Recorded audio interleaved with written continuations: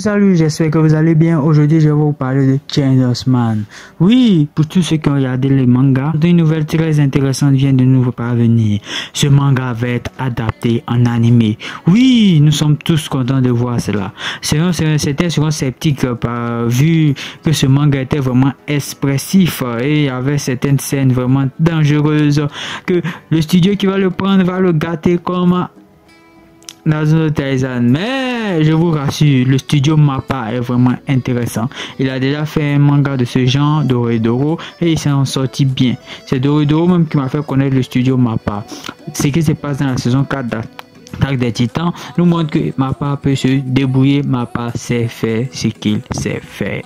Oui, parlons maintenant un peu du manga proprement dit. Pour ceux qui n'ont pas regardé, je vais un peu expliquer l'histoire pour que vous soyez dans le bain, pour que quand l'anime va commencer, vous pouvez le commencer tranquillement.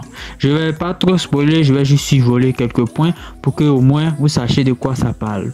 Oui, nous sommes dans un monde où il y a les démons. Comme toujours, il faut chasser des démons. Et pour chasser les démons, c'est toujours la même routine. On passe des pactes avec des démons un peu gentils et on fait un échange équivalent. On a une puissance et maintenant on prend pour tuer les autres démons qui sont bizarres. Plus tu prends un contrat puissant, plus tu es puissant.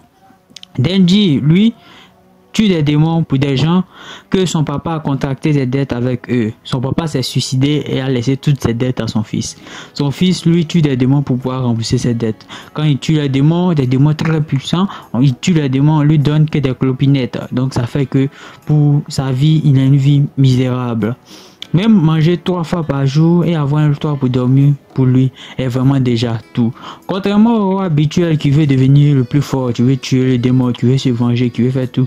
Là, nous avons un héros qui n'aspire qu'à avoir un toit où dormir et avoir 3 repas par jour. Vraiment, de manière psychologique, nous sommes déjà choqués de voir cela.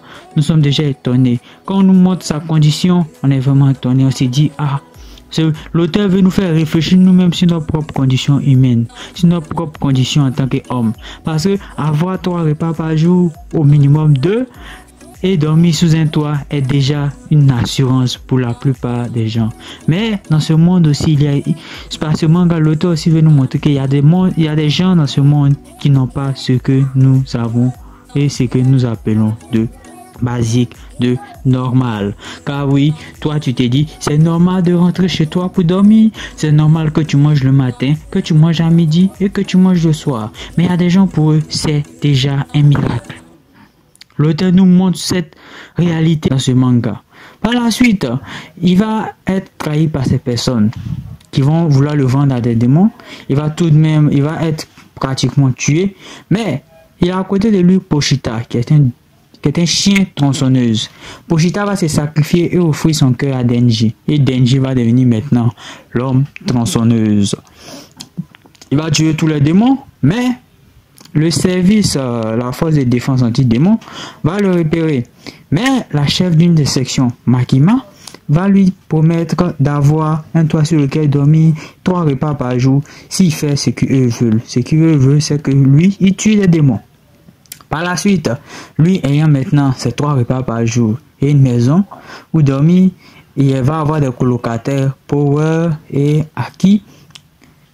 Ils vont développer des relations particulières d'amitié, de grands frères, petits frères, petites sœurs. C'est vraiment intéressant. Les liens entre les personnages sont magnifiques. Par la suite, il va tomber amoureux de Makima. Pour rentrer à partir de maintenant, je vais dire que nous entrons dans une partie un peu spoil. Donc, pour ceux qui ne veulent pas être très spoilés, commençons avec la partie un peu spoilée. La partie un peu spoilée, c'est quoi? Makima, on va apprendre par la suite quel est le démon de la domination. Oui, un démon de la domination. Dans ce manga, la terminologie de démon est un peu différente. On explique que le sida est un démon, Corona, comme ça, qui attaque actuellement, est un démon. Et Makima est le démon de la domination. Il y a le démon du sang, il y a le démon de la... toutes les maladies. On y apprend aussi que l'homme tronçonneuse est un démon ancestral. Oui, ce démon, quand il mange un autre démon, le démon disparaît du passé, du présent et du futur. Le démon est automatiquement annulé. Et elle va nous expliquer aussi que le démon tronçonneuse est un démon qui aime aider les gens, même si c'est un démon. Par la suite, ils vont s'affronter, plein de choses vont se passer. Actuellement, le manga n'est pas encore terminé, donc je vous dirai pas tout. Mais pour vous dire que vraiment, c'est très intéressant. Maintenant, pour ceux qui ont sauté la partie spoil, je vous dis merci d'avoir sauté parce que je voulais pas spoiler beaucoup. Je vous dis merci d'avoir regardé cette vidéo. Merci de vous abonner pour ne pas rater les prochaines. Et je vous mets le lien en description pour que vous puissiez commencer à lire ce manga pour ceux qui le veulent. Ou soit attendez l'anime 2021 vous le donnera. Et je vous reconforte pour vous dire que MAPPA est un studio vraiment très intéressant. Un studio qui sera à la hauteur de Changersman. Merci de vous abonner.